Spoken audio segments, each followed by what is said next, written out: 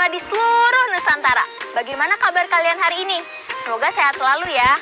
Oh ya, hari ini aku lagi bermain sepeda. Kalian juga bisa bermain sepeda nggak?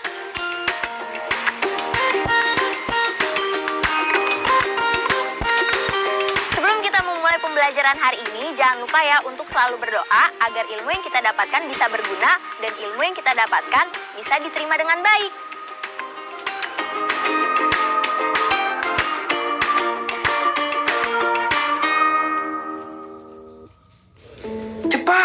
Cepat! Segera turun ke ruang bawah tanah bersama kakek! Ayah berteriak. Zafra segera menggandeng kakek Goli dengan tangan kiri. Tangan kanannya ia gunakan untuk menutup kupingnya. Zafra sedikit menyeret kakek Goli. Hampir saja kakek terjungkal terantuk pinggiran tangga.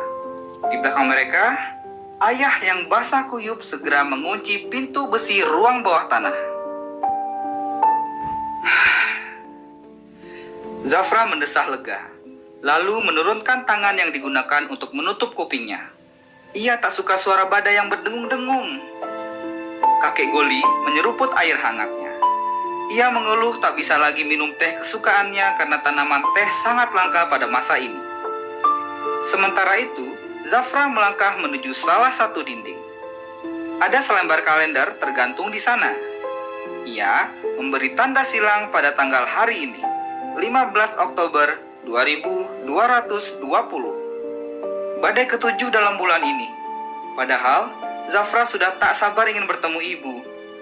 Ia, ayah, dan kakek Goli berencana mengunjungi ibu yang sedang bekerja di kota lain.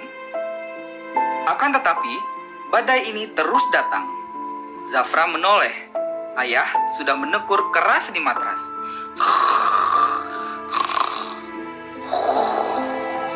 Berkejaran dengan badai yang selalu membuatnya lelah.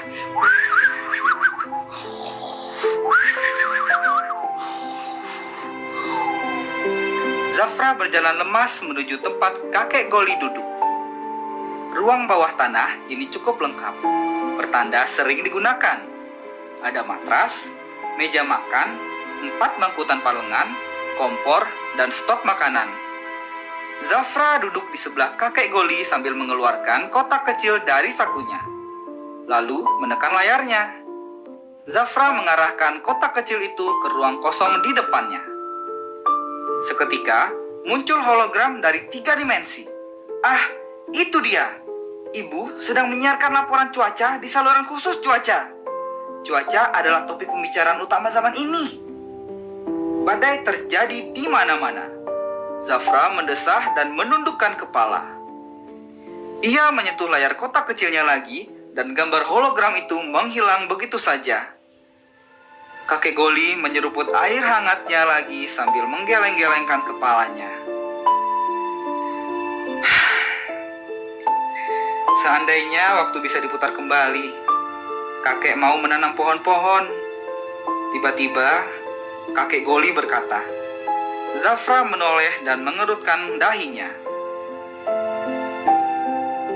Bermain sepeda sambil hujan-hujanan, itu yang paling kakek Goli suka. Tutur kakek lagi. Hujan rintik-rintik, kata Zafra. Kakek Goli mengangguk. Musim hujan itu sangat menyenangkan, tidak mengerikan dan penuh badai. Zafra mengangguk sambil cemberut. Ia sudah tahu cerita itu. Kakek selalu menceritakannya hampir setiap kali badai datang. Cerita ketika pulau-pulau di Indonesia masih utuh. Berbeda dengan sekarang yang hanya tersisa pulau-pulau besar saja. Salah satunya Kalimantan, tempat mereka tinggal. Kata kakek, saat itu anak-anak juga masih bisa melihat pohon dan bunga di banyak tempat. Akan tetapi, manusia terus memproduksi banyak kendaraan bermotor dan menggunakan penyejuk ruangan. Semua itu menyebabkan polusi udara, pemanasan global pun terjadi. Pohon-pohon mulai jarang terlihat waktu ibumu berumur 1 tahun. Di berbagai tempat, cuma tampak rumah dan gedung. Desah kakek Goli. Udara makin panas. Es di puncak gunung dan di kutub mencair dengan sangat cepat. Tak lama kemudian, pulau-pulau kecil mulai tenggelam karena permukaan laut terus naik. Banjir dan angin ribut makin sering terjadi. Ketika manusia menggunakan tenaga matahari untuk menggerakkan kendaraan bermotor, semua sudah terlambat. Bumi sudah terlanjur sakit. Zafra memalingkan mukanya. Kakek Goli meneguk lagi air hangatnya. Zafra menekan lagi layar kotak kecilnya. Pada hologram, tampak ibu melambaikan tangan ke arahnya. Zafra memandang ibu dengan muram. Ibu, aku kangen. Aku tidak suka badai, Bu. Aku ingin hujan rintik-rintik. Ibu menyentuh sesuatu. Lalu muncul animasi hujan rintik-rintik pada gambar hologram itu. Ibu juga mengirim animasi payung hologram untuk Zafra. Zafra, ibu, dan payung hologram berdiri di bawah animasi hujan rintik-rintik. Mereka menanti celah badai agar bisa segera berjumpa. Tahukah kamu? Tahukah kamu? Para peneliti iklim di dunia sedang mempelajari hubungan antara memanasnya suhu bumi yang antara lain disebabkan oleh polusi udara dan penebangan pohon-pohon dengan terjadinya badai. Ternyata ditemukan fakta bahwa suhu bumi yang meningkat menyebabkan permukaan laut memanas. Permukaan laut yang panas ini menyebabkan terbentuknya bibit-bibit badai. Akibatnya, tak heran kalau belakangan ini musim hujan sering disertai angin kencang bahkan badai. Di masa depan, apabila bumi kita makin gersang, badai akan lebih sering terjadi dan lebih hebat daripada yang kita alami sekarang. Setelah tadi kalian menyimak cerita tentang Zafra, sekarang kalian jawab ya pertanyaan berikut.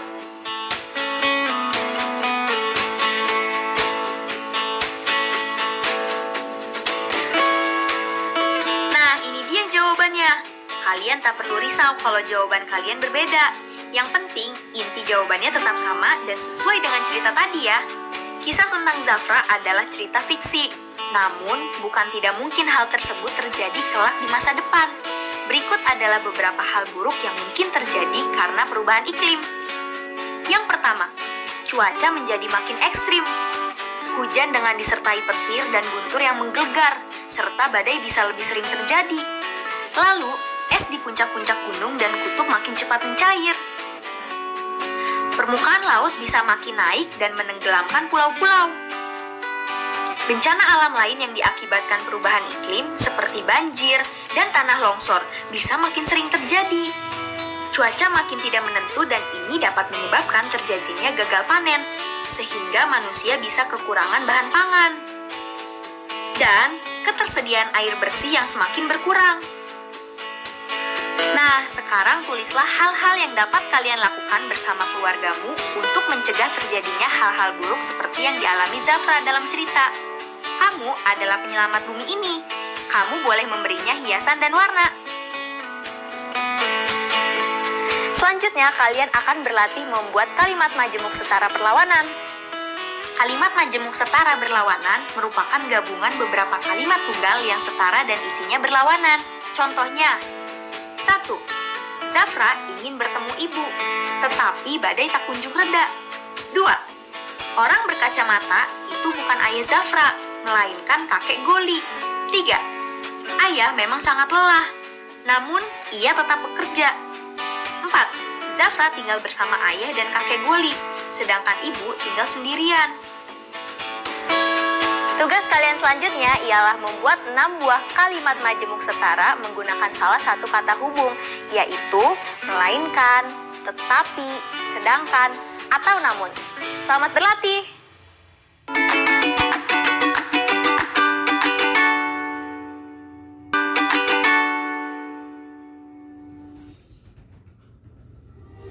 Masuk ke numerasi.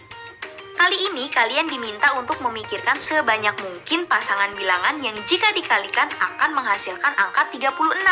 Selamat berpikir!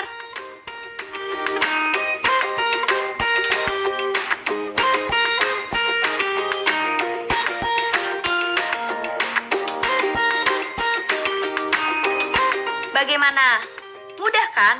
Apabila kalian mengalami kesulitan, kalian bisa memasukkan angka paling kecil terlebih dahulu. Misalnya angka 1. Angka 1 dikalikan berapa ya agar menjadi angka 36? Tentu saja dikalikan angka 36.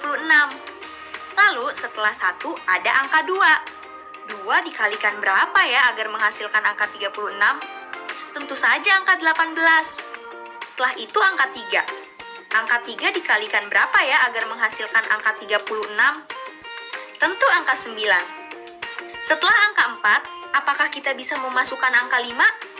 Sayangnya tidak bisa, karena angka 36 tidak bisa dibagi ke angka 5. Tapi, setelah angka 5, kita bisa loh menggunakan angka 6. 6 dikalikan berapa ya supaya hasilnya 36? Tentu saja dikalikan dengan angka 6 juga. Mudah kan? Setelah ini kita saksikan yuk percakapan Abi Satya dengan ayahnya.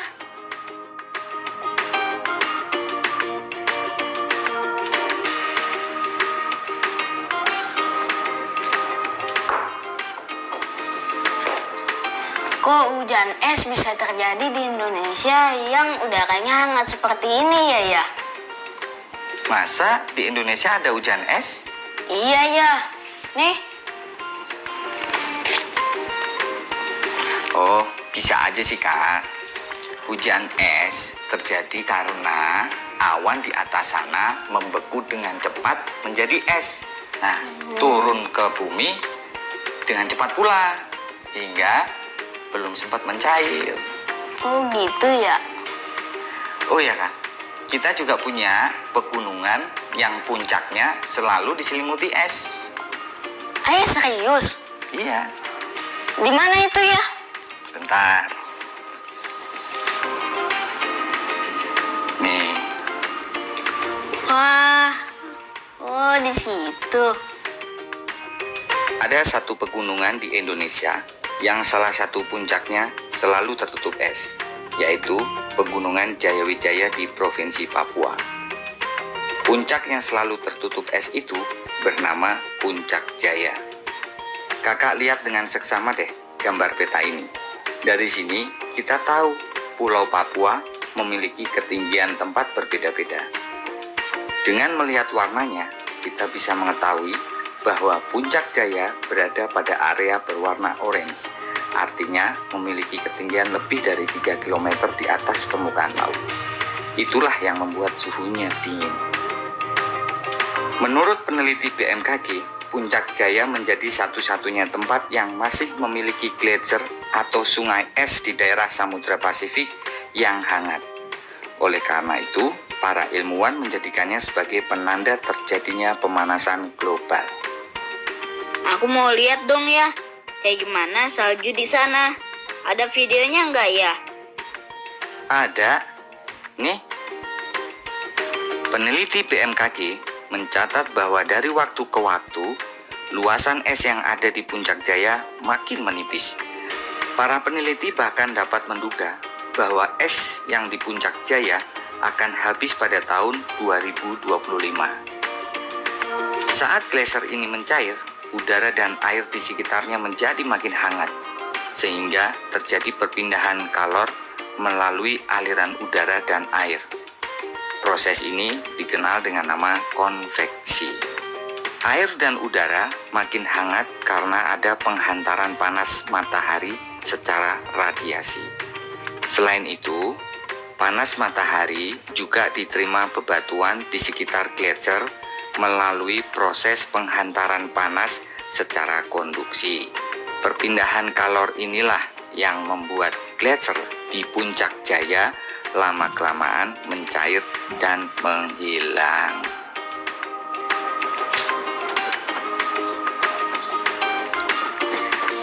Teman-teman, kenapa ya para ilmuwan sangat takut akan terjadinya pemanasan global? Pernahkah kalian memikirkan alasannya? Mencairnya gletser di Puncak Jaya hanya sebagian kecil dari pencairan es yang ada di dunia jika terjadi pemanasan global. Di bumi kita, masih ada kawasan yang selalu tertutup es, misalnya di benua Antartika. Coba bayangkan, benua Antartika memiliki jutaan meter kubik es dan jika itu semua mencair dan mengalir ke lautan, permukaan air laut tentu akan meninggi dan menenggelamkan banyak pulau-pulau kecil. Nah, kondisi bagaimana ya yang menyebabkan es cepat mencair? Sekarang, kita lakukan percobaan bersama-sama yuk. Pertama, kalian harus siapkan 4 buah wadah yang berisi es sama banyaknya.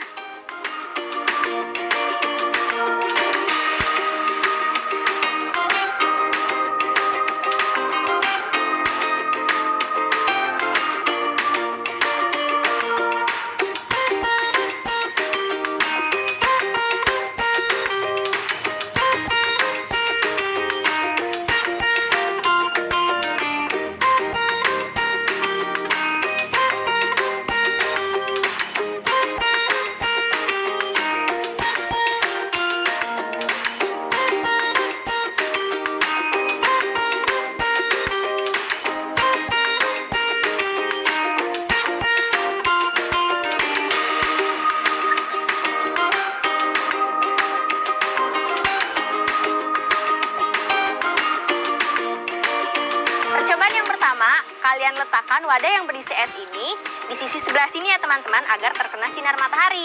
Kemudian jangan lupa untuk catat waktu yang dibutuhkan agar es mencair.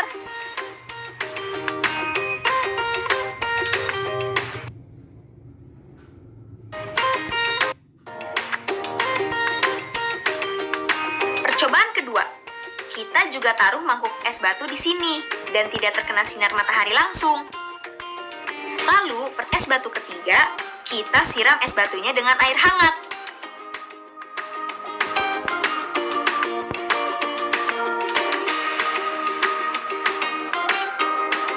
Satu lagi, kita masukkan baskom air ke panci dan nyalakan kompor. Kita tunggu deh sampai mencair.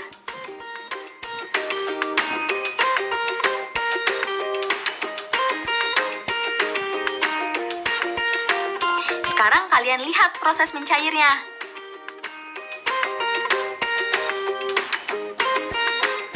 Mangkok 1 membutuhkan waktu 30 menit sampai es batunya mencair.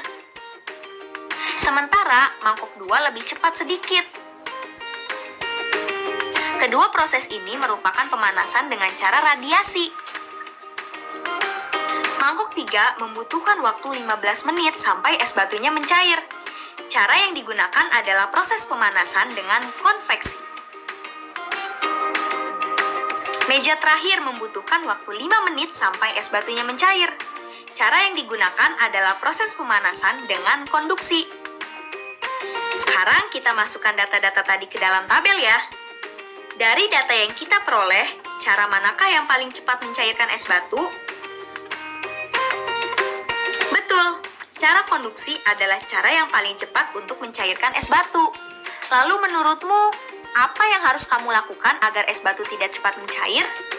Tentu saja dengan disimpan di tempat dingin, di tempat dengan suhu rendah, di lemari es.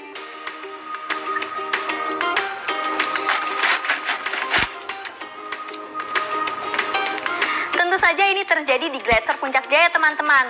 Tapi bukan berarti kita memasukkan Gunung Puncak Jaya ke dalam kulkas ya teman-teman. Kita harus memastikan bahwa keadaan bumi tidak semakin panas agar gletser tidak mudah mencair.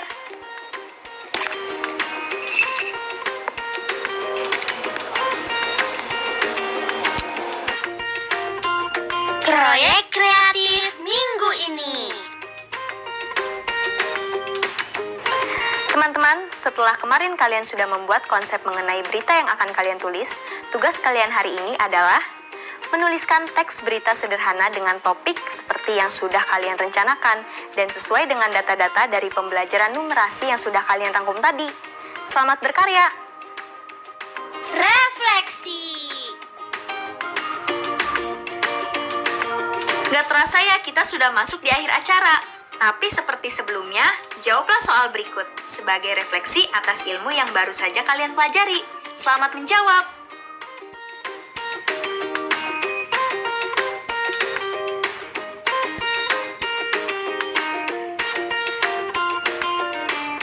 Nah, kita bahas sama-sama ya. Untuk pertanyaan pertama, berapa meter ketebalan es mula-mula pada bulan Juni 2010? Yap, ketebalan es pada bulan Juni 2010 adalah 30 meter. Pertanyaan kedua, berapa meter ketebalan es yang hilang hingga November 2015? Ketebalan es yang hilang hingga November 2015 adalah 3 meter. Lalu, berapa meter ketebalan es yang hilang hingga 1 tahun berikutnya? Ketebalan es yang hilang hingga 1 tahun berikutnya adalah 6 meter. Selanjutnya, berapa meter ketebalan es yang masih ada pada bulan November 2016? Ketebalan es pada bulan November 2016 adalah 21 meter. Terakhir, bagaimana kondisi gletser saat ini? Tentu jawabannya adalah semakin menipis, karena dari tahun ke tahun selalu menunjukkan penurunan. Sudah 25 menit kita menyaksikan bersama-sama pelajaran hari ini. Semoga ilmu yang kita dapatkan bisa bermanfaat ya teman-teman. Jangan lupa untuk selalu mereview pelajaran yang kalian dapatkan hari ini bersama orang tua atau wali kalian di rumah. Saya Kinan undur diri, salam belajar dari rumah.